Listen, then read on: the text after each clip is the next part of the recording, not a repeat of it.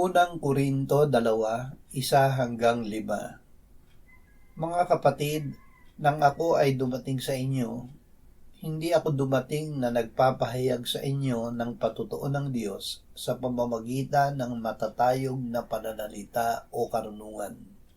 Sapagkat aking ipinasyang walang anumang malaman sa gitna ninyo, maliban na si Jesucristo at siya na ipinako sa krus. Ako'y nakasama ninyo na may kahinaan, takot at lubhang panginginig. Ang aking pananalita at ang aking pangangaral ay hindi sa pamamagitan ng mapang-akit na mga salita ng karunungan, kundi sa pagpapamalas ng Espiritu at ng kapangyarihan, upang ang inyong pananampalataya ay huwag maging batay sa karunungan ng mga tao, kundi sa kapangyarihan ng Diyos. Makapangyarihang Pasko.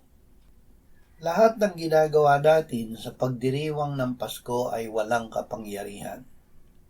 Ngunit ang Pasko ay may kapangyarihan kung ang ipagdiriwang natin ay ang Panginoong Hesukristo. Siya ang isinilang upang mamatay sa krus bilang handog sa ikapagpapatawad ng ating mga kasalanan. Si Kristo ay namatay para sa ating kasalanan ayon sa kasulatan.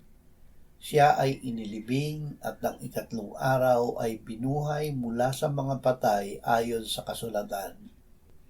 Ito ang Ebanghelyo ni Kristo, na kapangyarihan ng Diyos para sa kaligtasan ng bawat sumasampalataya, sapagkat dito ang katuwiran ng Diyos ay nahahayag mula sa pananampalataya hanggang sa pananampalataya.